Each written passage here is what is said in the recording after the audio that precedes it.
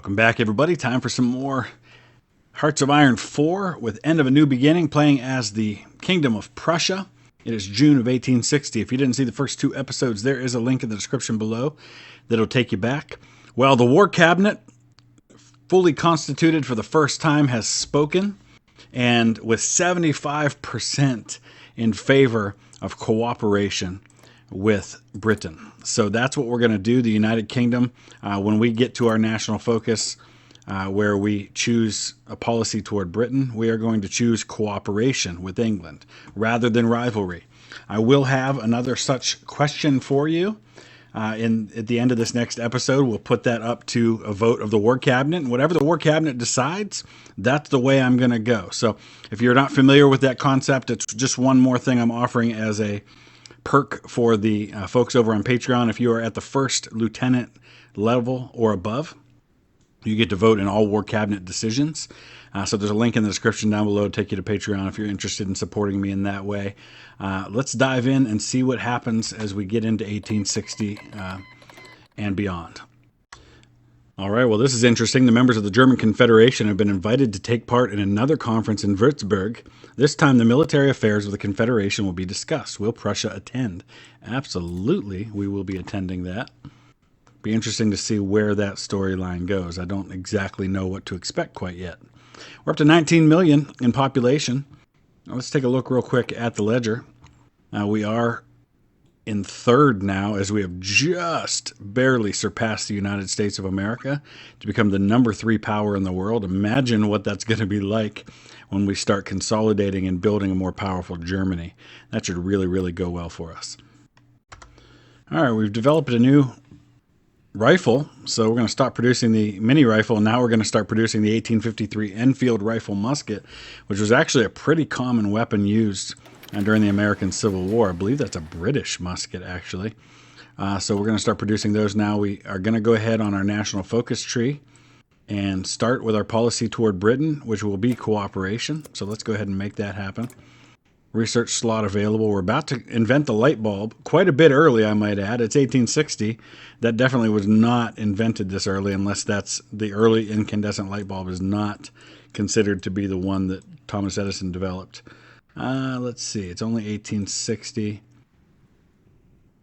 Let's go ahead and get better designs there.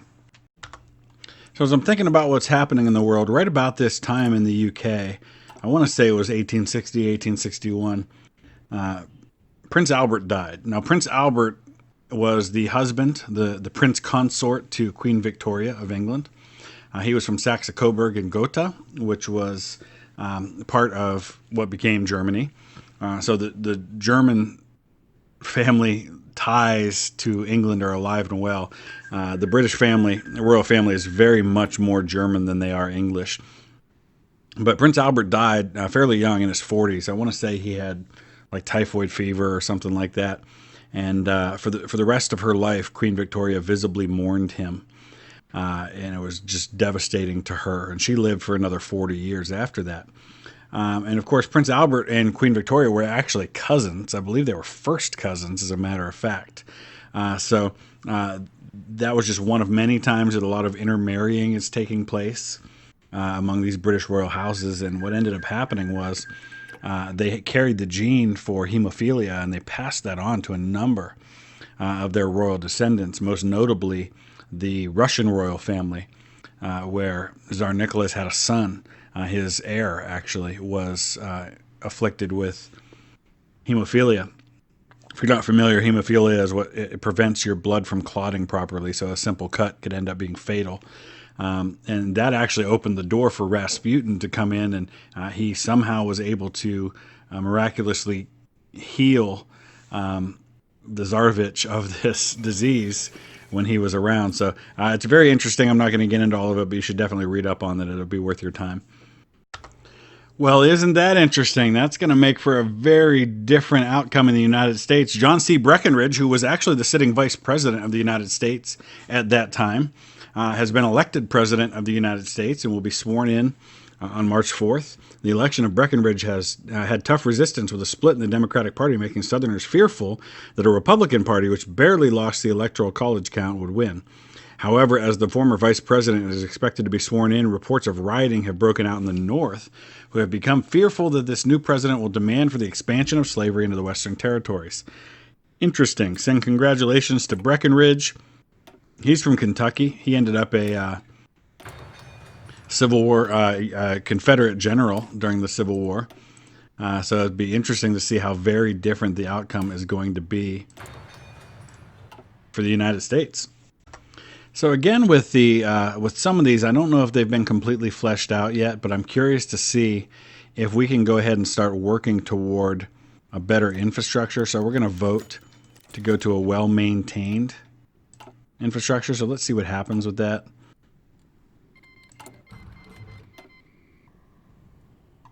Look at our parliament, and we have exactly 65 votes for this reform. Out of 128 needed. I just don't think that's going to happen. However, we've got a lot of legislative power, so it might be worth giving it a go, but I don't know that we're going to push enough traditional conservatives across the board to make this happen. We'll spend 25 legislative power just to see if that works. Okay, 1 day to go. Let's see if the 65 number goes up significantly at all. No, it went up by 7. That's not going to happen. The best way to do this is going to be to make an executive decision, which is going to drive my political stability down. But it's not too bad right now. It's 2.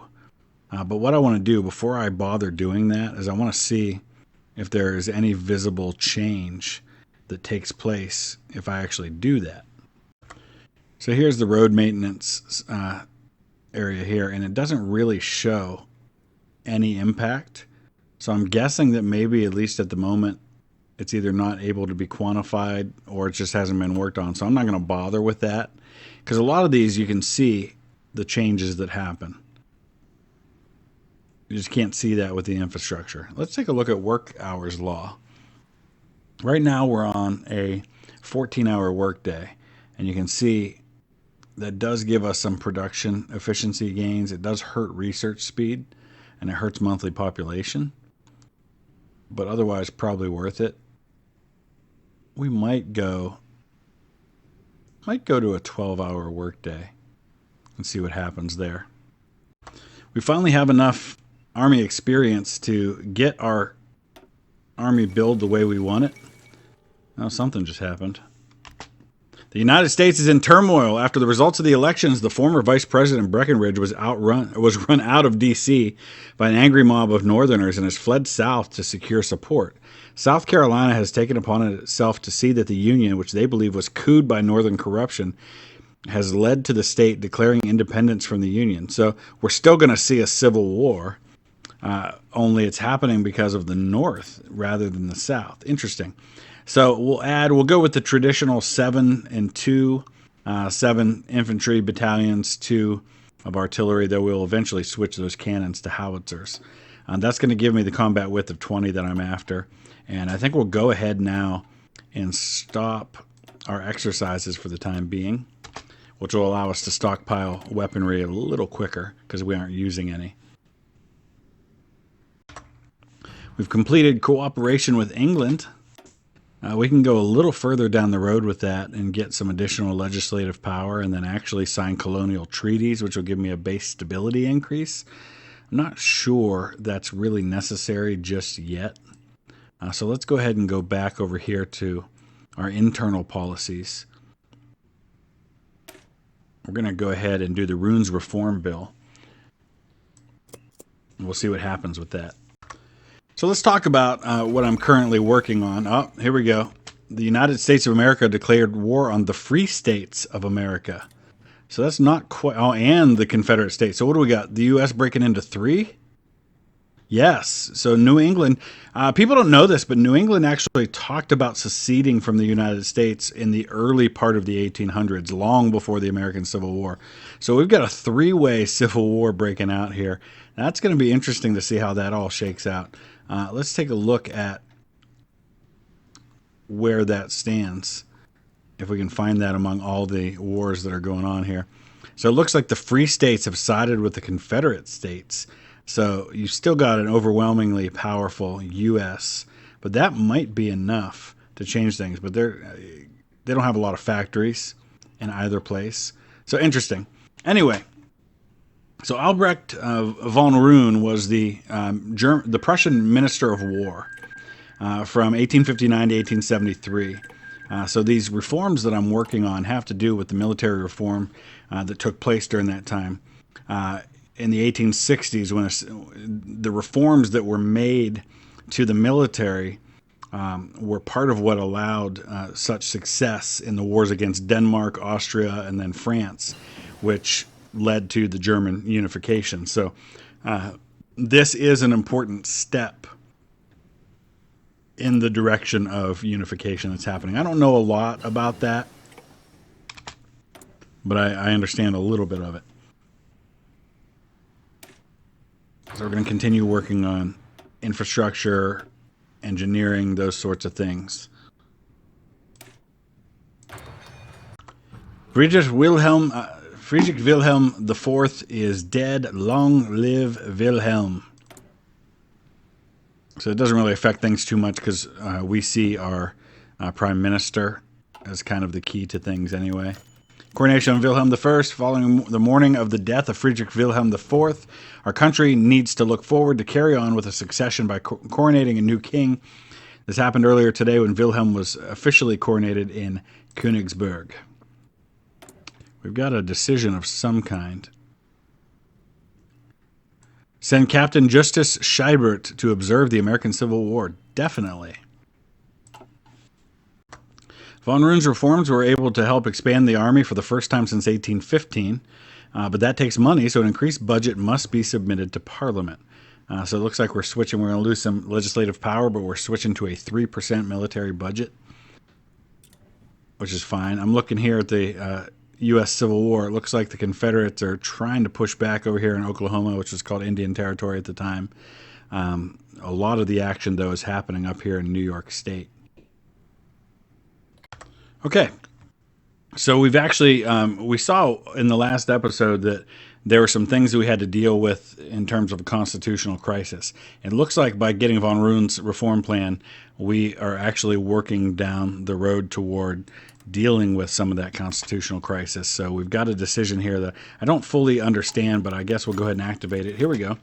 Our country wasn't really affected by the Second Italian War of Independence, but broke of this war had shown how quickly, I don't know what that means, how quickly a military escalation could occur. We are now attempting to reform our military forces. Kriegsminister von Roon is proposing an idea to increase our number of soldiers. Specifically, especially population of Prussia increased a lot since some of the wording's a little screwy here, but the end of the Napoleonic Wars. What should we do? Yeah, I think we're going to probably do that. So let's do it. Vorwärts. We've got new divisions, apparently. That's cool.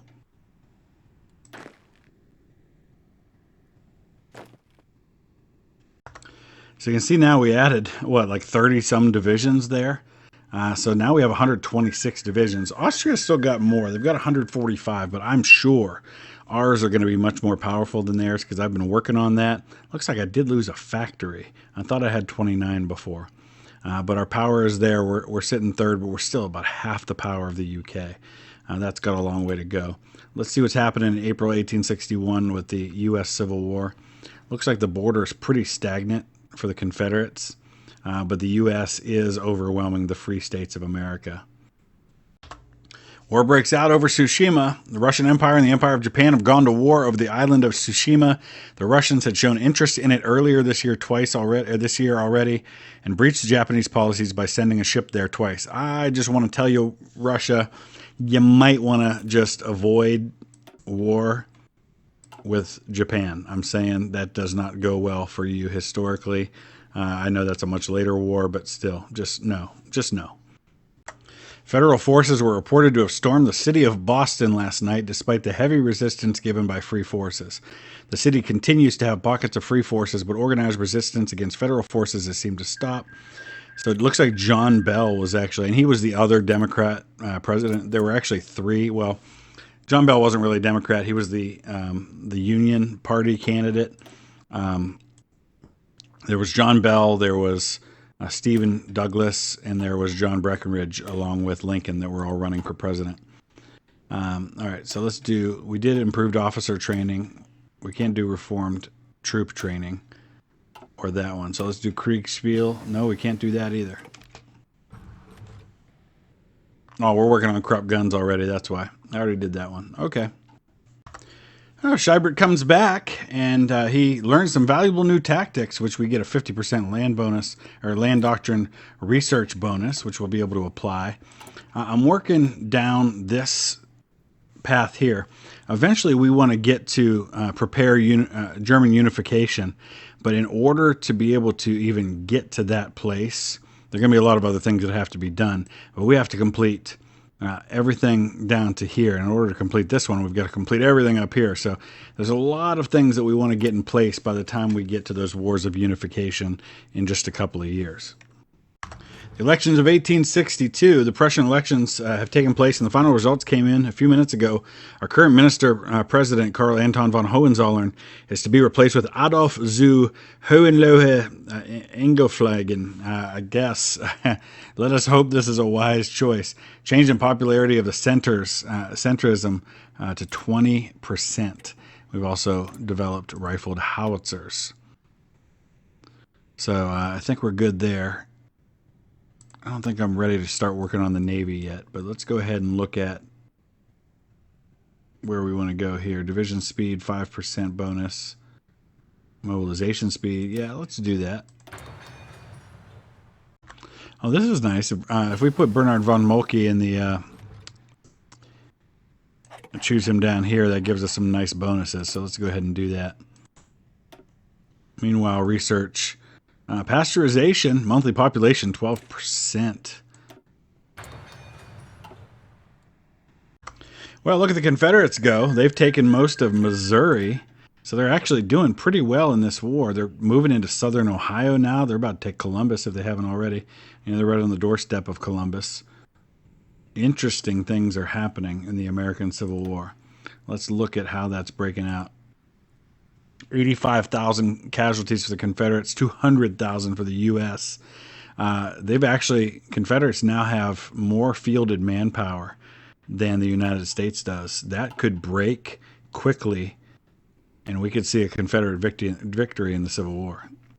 So we're going to go ahead and do the Zollverein trade treaties, which will be a custom union intended to connect the German states, remove custom barriers, and manage economic policies within their territories. So every little bit helps in putting us closer and closer to our fellow German states. It's almost 1862. We've been adding Army experience much faster now because of the changes that we made, and I want to go ahead now and add an engineer company. Let's see what that would do. Significant additions to defense, breakthrough, soft attack, entrenchment, hit points, reliability, and especially attacks on forts, through forests, things like that. So definitely worth it to go ahead and add engineers to all of our infantry divisions. Let's see what's happening in the American Civil War. It's February 1862. Oh man, so now they've moved into good parts of Illinois, southern Indiana. Still nothing toward going after Washington, but they may not need Washington if they can cut the U.S. in half here at Lake Erie and then start pushing that way. Okay, Zollverein trade treaties. The liberals in Parliament have rejected von Roon's reforms. They fear a strengthening of the monarchy and its army will see much of the liberal progress made since the Revolution of 1848. They prefer strengthening of the Landwehr, which is more politically reliable. They would likely use their power of the purse to block von Roon at every turn. So Parliament denies support, which is the next part of the tree way over here. So now we're going to have dissolution of the Parliament or negotiations with the Parliament. We really want... Oh, we can do this now. Excellent.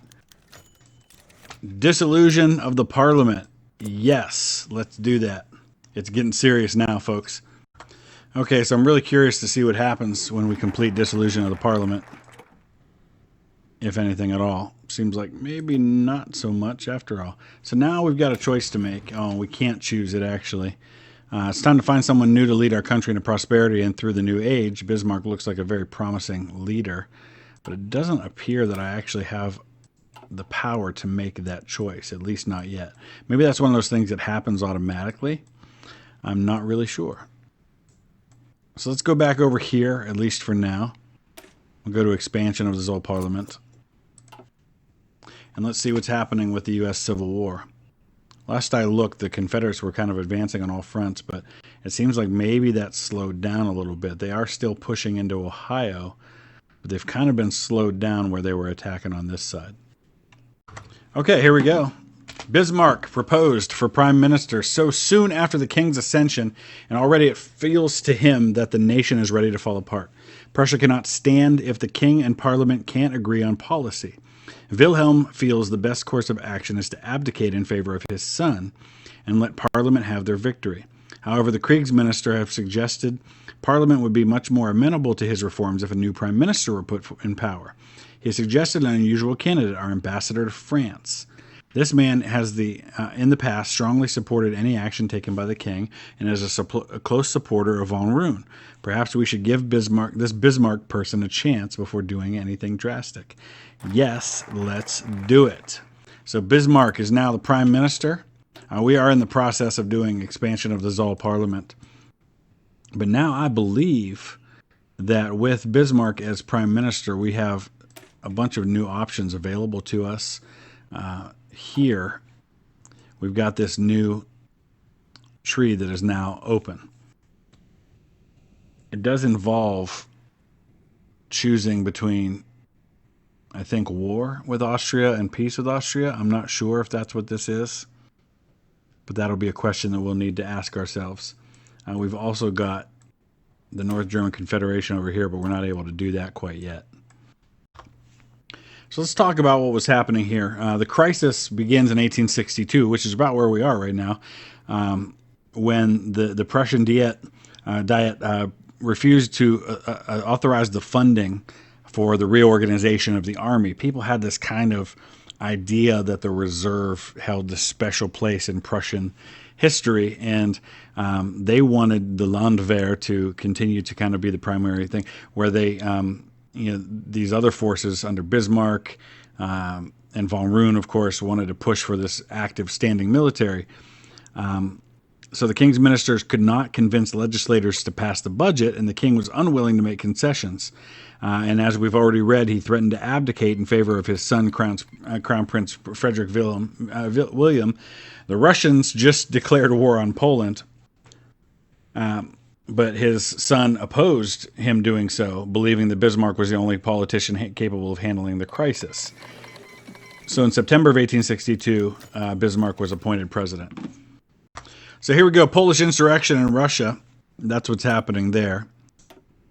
I don't imagine it will go particularly well for the Poles.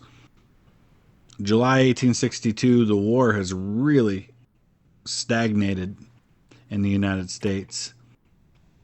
Much to our glory, we are now 156 ahead in power projection of Austria, where just 2 years ago we were actually behind them by about 10. Big changes there. U.S. has dropped all the way down here to 7th. If the U.S. drops much more, they'll no longer even be considered a great power by the standards of this game. So choosing this right here is going to go to leads to Bismarck's way of unifying Germany. So I think we may be ahead. I mean, we obviously are, because Bismarck didn't come to power until September of 1862 traditionally. We're a few months ahead of that. I'm hoping maybe we can push this whole process up even more. So what we're moving toward here is the blood and iron speech. And just reading to this to you here, German unification had been a major objective of the revolutions of 1848, when representatives of the German states met in Frankfurt and drafted a constitution creating a federal union with a national parliament to be the universal suffrage. In 1849, the Frankfurt Parliament offered the title of Emperor to King Frederick Wilhelm IV. fearing the opposition of the other German princes in the military intervention of Austria and Russia, the king renounced this popular mandate. Thus, the Frankfurt Parliament ended in failure for the German liberals. On 30th September 1862, which we're coming up on, so we're actually right on time, almost exactly, Bismarck made a famous speech to the Budget Committee of the Prussian Chamber of Deputies in which he expounded on the use of iron and blood to achieve Prussia's goals. And here's what he said: Prussia must concentrate and maintain its power for the favorable moment, which has already slipped by several times. Prussia's boundaries, according to the Vienna treaties, are not favorable to a healthy state life. The great questions of the time will not be resolved by speeches and majority decisions. That was the great mistake of 1848 and 1849, but by iron and blood. So that's where we're headed. The Sioux declared war on the United States of America, as if the U.S. needed something else to worry about right now. But again, stalemate. Although they finally made it to Lake Erie, the Confederates have, so they've kind of split the U.S. in two. We'll probably take this just a little bit further, maybe get to the blood and iron speech, and then we may wrap this episode up, because the next one's obviously going to be really interesting once we get into probably war with Denmark first. There we go, blood and iron. So that brings us to choices, or maybe they're not choices. Maybe we have to complete them all. Yeah, we have to complete both emphasize foreign threats and peace with Austria. So it doesn't much matter which way we go here. We get to unlock Bismarck's ministers here. We gain base stability here. So I guess that's what we have to look forward to as we work our way toward the wars of German unification. But for now, another question for the War Cabinet, and that is this. Our policy toward France. Do we strive for tolerance, or are we going to go for a French rivalry? Obviously knowing that there's probably a Franco-Prussian war coming, though we might be able to avoid that. I don't know. But strive for tolerance, French rivalry, which way do we go? That seems like kind of the back burner at the moment. I understand that. In fact, you know what? I've got a better idea. Let's pose a different question to the War Cabinet as we wrap up this episode. My Navy. Since we're pursuing a policy of cooperation with the British, obviously they are the big threat in terms of a Navy, one that we probably would have a difficult time competing with. The French also have 157 ships. We have 15. Should I start researching and building up toward a Navy? It's obviously going to require, number one, a great deal of my research time. You know, I've only got so many research threads available to me here. And in order to, let's just take a look at this for a second. In order to properly build a Navy, one of the things I'm going to have to do is start researching a Navy. We don't even have 1850 gunboat hulls yet. So we've got to build all of this. If you saw my US playthrough, you know how many things there are here. Is it worth it to do that? Should I start focusing, at least partially, on building up the Navy? Or should I focus primarily on the land combat? Because there's a lot to do here in Europe. So I'm going to pose that question to the War Cabinet. Do we start building up the Navy, yes or no? And I'll post that question over on Patreon for everybody, First Lieutenant on up. I'll be back again in 2 days with another episode, and we'll see what happens with all of this. We are working toward the wars for unification. Let me know your thoughts. Drop a like if you would. We'll see you again in a couple of days. Thanks for watching.